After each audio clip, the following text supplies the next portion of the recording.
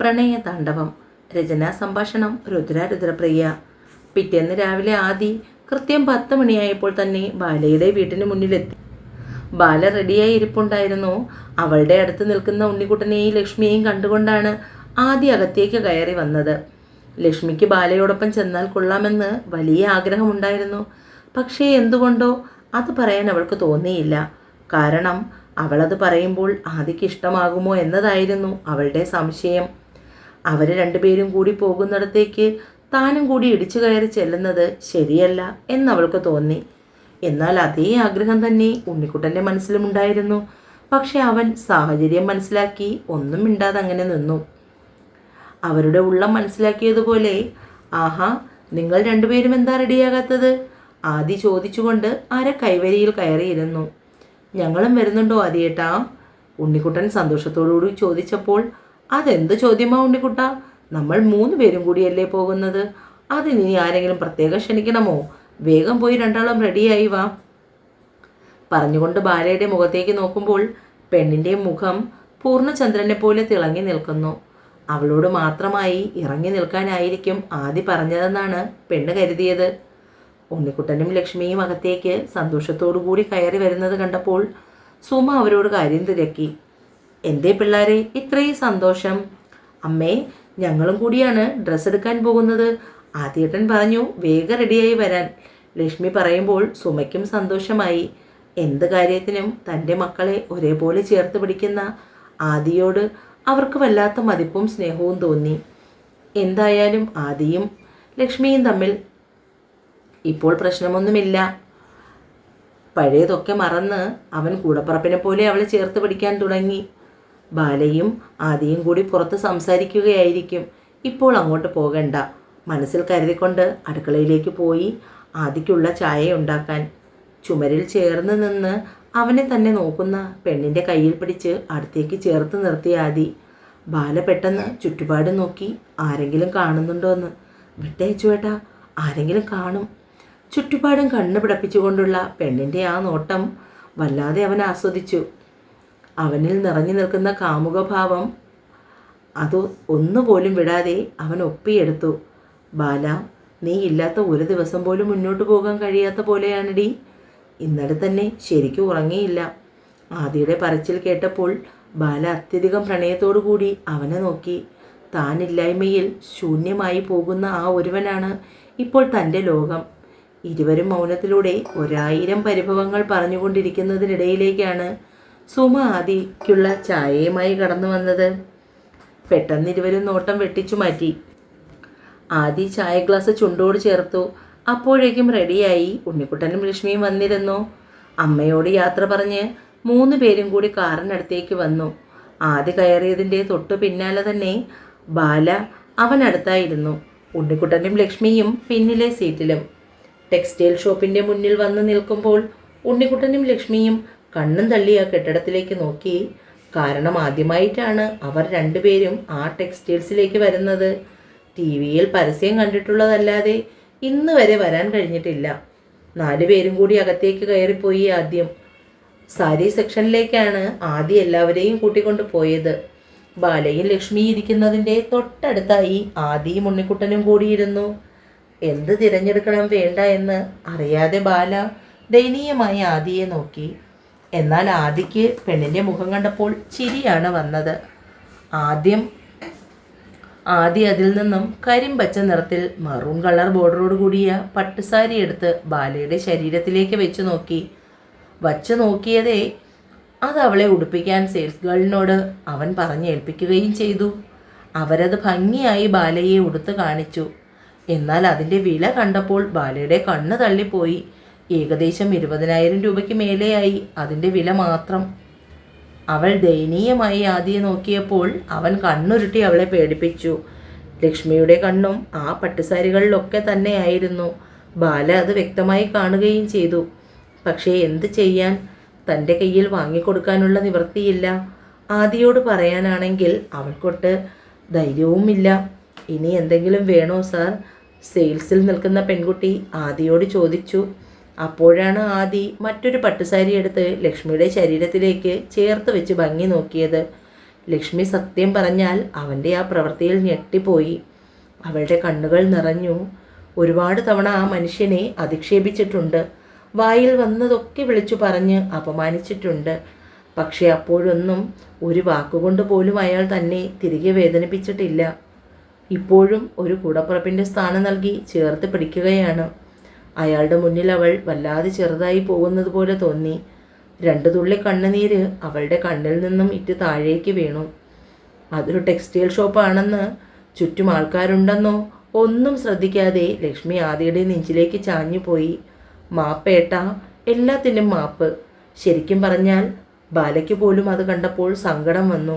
ഉണ്ണിക്കുട്ടനും ബാലയെ കെട്ടിപ്പിടിച്ചു. ലക്ഷ്മി അനുഭവിക്കുന്ന മാനസിക സംഘർഷം എത്രമാത്രമുണ്ടെന്ന് ആദിക്ക് മനസ്സിലായി. അതുകൊണ്ട് തന്നെ ഒരക്ഷരം പോലും പറയാതെ അവളെ ചേർത്ത് പിടിച്ച് ആശ്വസിപ്പിച്ചു. കണ്ണ് നിറച്ചു നിൽക്കുന്ന ബാലയെ നോക്കി അവൻ പുഞ്ചിരിയോടെ കണ്ണ് ചിമ്മി കാണിച്ചു. ആ സാരി ലക്ഷ്മിയെ ഉടുപ്പിച്ച് കാണിക്കുന്നതിനായി സെയിൽസ് ഗേളിനോട് പറയുമ്പോൾ അവർ അത് ഭംഗിയായി ഉടുത്തു കാണിച്ചു. ബേബി പിങ്ക് നിറത്തിലുള്ളൊരു സാരിയായിരുന്നു അത്. ലക്ഷ്മിക്ക് നന്നായി ചേരുന്നുമുണ്ട്. അതിന് ഏകദേശം 20,000-നടുത്ത് വിലയുണ്ടായിരുന്നു. പക്ഷെ ആദ്യം അതൊന്നും നോക്കിയില്ല. അവൾക്കായി ആ സാരി വാങ്ങി. പിന്നെ അവർക്ക് 2 പേർക്കും വീട്ടിലും മറ്റും ഇടുന്നതിനായി കുറച്ചധികം ഡ്രസ്സുകൾ കൂടി വാങ്ങി. ഇതൊക്കെ കാണുമ്പോൾ ഉണ്ണിക്കുട്ടൻ കണ്ണും കൂർപ്പിച്ച് അവരെ 2 പേരെയും നോക്കുന്നുണ്ടായിരുന്നു. അത് കാണുമ്പോൾ ലക്ഷ്മിക്ക് ചിരി വരുന്നു. ലക്ഷ്മി അവൻ്റെ കയ്യിൽ എത്തിപ്പിടിക്കാൻ നോക്കുമ്പോഴേക്കും അവൻ അവരിൽ നിന്നും അകന്നു മാറി നടന്നു. അപ്പോഴാണ് ആദി ഉണ്ണിക്കുട്ടനെയും ചേർത്ത് പിടിച്ചുകൊണ്ട് അവരുടെ ഡ്രസ്സുകൾ എടുക്കുന്നതിനായി ജെൻസ് സെക്ഷനിലേക്ക് പോയത്. അത് കണ്ടപ്പോൾ ലക്ഷ്മിയും ബാലയും കൂടി അവരോടൊപ്പം പോയി. 2-3 ജോഡി ജീൻസ് പാൻറ്റും ഷർട്ടും ടീഷർട്ടും ഒക്കെ എടുത്തു ഉണ്ണിക്കുട്ടന്. അതിനുശേഷമാണ് വിവാഹത്തിന് ഉടുക്കുന്നതിനായി ആദിക്കുള്ള മുണ്ടും ഷർട്ടും എടുത്തത്. കുറച്ച് കാഷ്വൽ വെയേഴ്സും ആദിക്കും കൂടി എടുത്തു. അതിനുശേഷം മോനൂട്ടനുള്ള ഡ്രസ്സ് അമ്മയ്ക്കും സുമയ്ക്കും ജയയ്ക്കും കമലത്തിനുമുള്ള ഡ്രസ്സ് കൂടി ആദി അപ്പോൾ തന്നെ എടുത്തു. അതിൻ്റെയൊക്കെ കൂടെ ഒരു മുണ്ടും ഷർട്ടും കൂടി എടുക്കുന്നത് കണ്ടപ്പോൾ ബാല സംശയത്തിൽ ആദിയെ നോക്കുമ്പോൾ അവൻ അതിനവളെ നോക്കി വെറുതെ കണ്ണ് ചിമ്മി കാണിച്ചു. ഹരിക്കും ഹരണിക്കുമുള്ള ഡ്രസ്സ് കൂടി എടുത്തു. പുറത്തുനിന്ന് ഭക്ഷണവും കഴിച്ച് എല്ലാവരും നേരെ ജ്വല്ലറിയിലേക്ക് പോയി. ജ്വല്ലറിയുടെ മുന്നിൽ കാർ കൊണ്ട് നിർത്തുമ്പോൾ ബാല ഒരു വിധത്തിലും പുറത്തിറങ്ങിയില്ല. ഉണ്ണിക്കുട്ടനും ലക്ഷ്മിയും ബാലയെയും ആദിയെയും മാറി മാറി നോക്കുകയാണ്. അച്ചുവേട്ടൻ എന്തായി കാണിക്കുന്നത്? ഞാൻ വരില്ല. വെറുതെ ഇപ്പോൾ തന്നെ എന്തുമാത്രം പൈസ ചെലവാക്കി. ഇനിയൊന്നും വേണ്ട, നമുക്ക് പോകാം. ആദിയോട് ദേഷ്യത്തിൽ സംസാരിക്കുന്ന ബാലയെ ലക്ഷ്മിയും ഉണ്ണിക്കുട്ടനും ആശ്ചര്യത്തിലാണ് നോക്കിയത്. കാരണം ബാല ആരോടും ഈ രീതിയിലൊന്നും സംസാരിക്കാറില്ല. അവളുടെ ആ ഭാവവും മാറ്റവും ഒക്കെ 2 പേർക്കും അതിശയമായിരുന്നു. എൻ്റെ കുഞ്ഞെ, ഒത്തിരി ഒന്നും വാങ്ങാനല്ല, ചെറിയ 1-2 ഐറ്റംസ്. വെറുതെ പിണങ്ങാതെ ഇറങ്ങി വരാൻ നോക്ക്. ഇല്ല, വെറുതെയാണ് ഇതൊക്കെ പറയുന്നത്, എനിക്കറിയാം. ഇല്ല, സത്യം. ആദ്യം അവളുടെ കയ്യിൽ പിടിച്ച് സത്യം ചെയ്ത് കാണിച്ചു. എന്നിട്ടും പെണ്ണിൻ്റെ മുഖം തെളിഞ്ഞില്ല. ആദ്യം പുറകു സീറ്റിലിരിക്കുന്ന ലക്ഷ്മിയെയും ഉണ്ണിക്കുട്ടനെയും നോക്കി കണ്ണ് ചിമ്മി കാണിച്ചു. ഒടുവിൽ എല്ലാവരും കൂടി പുറത്തേക്ക് ഇറങ്ങി ജ്വല്ലറിയുടെ അകത്തേക്ക് കയറുമ്പോൾ കണ്ണുരുട്ടി ആദിയെ നോക്കി പേടിപ്പിക്കുന്നുണ്ട് ബാല. ആദ്യമായി ലക്ഷ്മിക്ക് ചെറിയൊരു ചെയിനും 2 കമ്മലും 1 വളയും എടുത്തു. ലക്ഷ്മി ആശ്ചര്യത്തിൽ അവനെ നോക്കുമ്പോൾ, എന്തിനാ ഇങ്ങനെ നോക്കുന്നത്?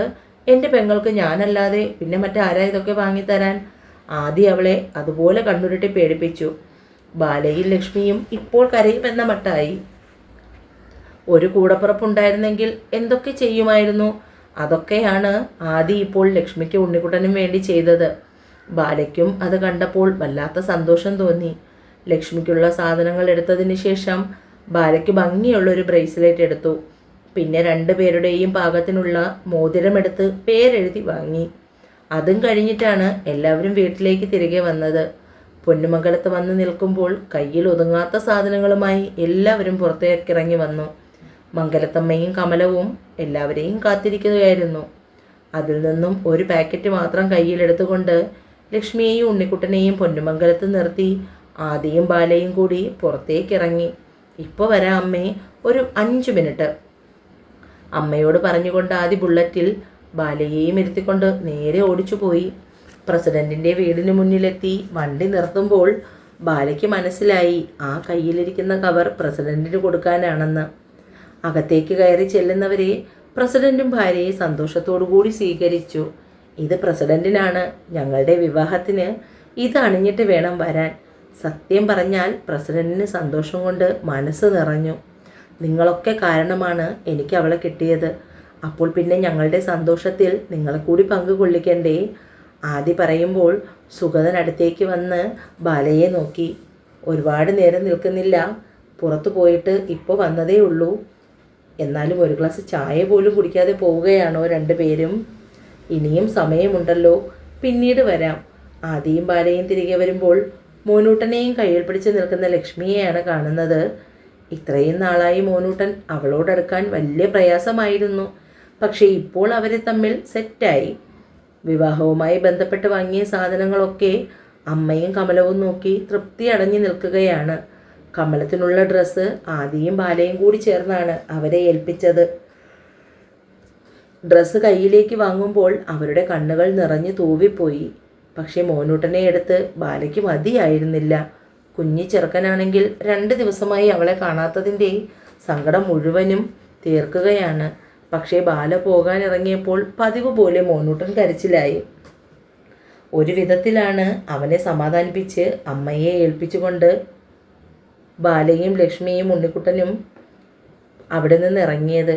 വീടെത്തുമ്പോൾ ലക്ഷ്മിയും ഉണ്ണിക്കുട്ടനും അവർക്ക് വാങ്ങിയ ഡ്രസ്സും മറ്റുമൊക്കെ അമ്മയെ എടുത്ത് കാണിക്കുന്ന തിരക്കിലേക്കായി. ബാല ഇറങ്ങാൻ തുടങ്ങുമ്പോൾ ആദി അവളെ കയ്യിൽ പിടിച്ചു. നാളെ ഒരു ദിവസം കൂടി കഴിയുമ്പോൾ പിന്നെ ആദി പറഞ്ഞു മുഴുവനാക്കുന്നതിന് മുൻപേ തന്നെ ബാല എത്തി അവൻ്റെ മുഖം മുഴുവനും ഉമ്മ വെച്ചു. ഇതെന്തിനാണെന്നറിയാമോ? എനിക്ക് അത്രയും സന്തോഷമുണ്ടായിട്ട്. എൻ്റെ ആദിയേട്ടൻ എൻ്റെ കൂടപ്പിറപ്പുകളെ സ്വന്തം പോലെ കണ്ട് സ്നേഹിക്കുന്നതിന് പറഞ്ഞുകൊണ്ട് പെണ്ണ് പിന്നെയും അവൻ്റെ മുഖത്തേക്ക് എത്തി ഉമ്മ വെച്ചു. തുടരും. എന്നെ വായിക്കുകയും കേൾക്കുകയും ചെയ്യുന്ന കൂട്ടുകാർ ചാനൽ സബ്സ്ക്രൈബ് ചെയ്യണേ കൂട്ടുകാരെ.